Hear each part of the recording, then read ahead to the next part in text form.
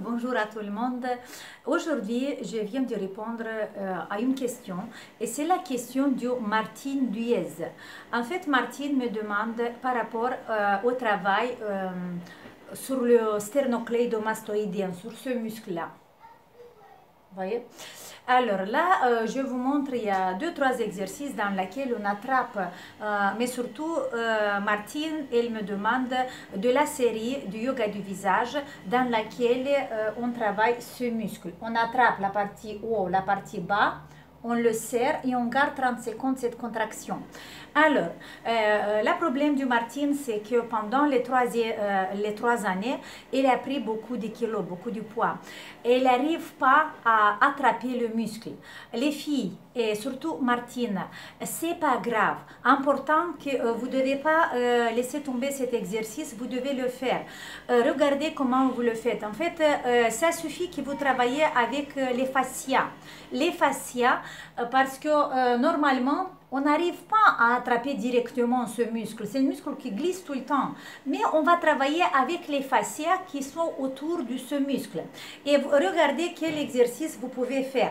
Alors, tournez d'abord la tête un tout petit peu. Par exemple, vous la tournez un peu vers la gauche. Et à la base ici, parce que là, vous allez la trouver, la base de ce muscle, c'est où la clavicule commence. Voilà, c'est là la base du sternocleidomastoïdien. Ça, c'est la clavicule et ça, c'est le sternocleido, ce muscle-là.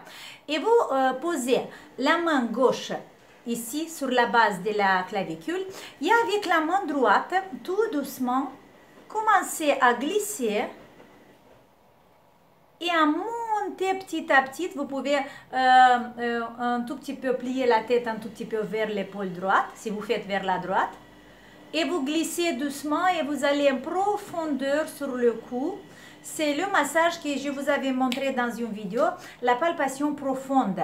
Mais attention, vous ne devez pas toucher la zone de la glande thyroïde. Vous pouvez faire ça sur toute la surface de la partie droite et toute la surface de la partie gauche. On commence d'ici, j'espère que vous avez compris, à la base de la clavicule. Avec une main, on fixe et avec l'autre main, doucement, je rentre les doigts et je reste petit à petit, je laisse la main glisser et à étirer bien les fascias. Et une fois qu'on va étirer les fascias, ce muscle, il va avoir l'espace pour se relâcher un peu aussi. Et avec ce massage, vous allez arriver à avoir quand même des bons résultats. Et après, si vous faites par exemple des techniques pour la perte du poids, mais Martine, je vous conseille, il y a des respirations sur ma chaîne, par exemple la respiration 4-16-8, la respiration Oxysize, la respiration du Uddiyana Bandha. Il y a beaucoup de respirations en yoga avec laquelle on perd du poids. Ce n'est pas obligatoire à faire du sport et à faire des régimes très intenses pour la perte du poids. Maintenant, on a des techniques très faciles et très légères avec lesquelles on peut perdre du poids. Okay? En fait, si vous faites déjà quelque chose pour la perte du poids, vous pouvez continuer quand même à faire ce massage que je vous avais montré. Okay? Mais si vous avez besoin que je vous explique un tout petit peu plus sur cette technique pour la perte du poids, vous me demandez et je vais le faire avec un grand plaisir parce que moi je sais qu'est-ce que c'est avoir plus de poids parce que pendant ma vie moi j'étais beaucoup de temps obèse. Et voilà. Alors, Martine, j'espère que je vous avais répondu à votre question. Faites ce massage doucement profond. Travaillez avec les fascias. Si vous arrivez à attirer un tout petit peu les fascias ou les tiges qui sont sur le cou, vous le faites doucement et ça va être suffisant pour travailler, pour avoir des résultats aussi dans cette série pour votre cou. Ok? Voilà, je vous dis bonne continuation, gros bisous et n'oubliez pas, profitez du soleil. Il y a beaucoup de soleil maintenant, il y a un temps magnifique.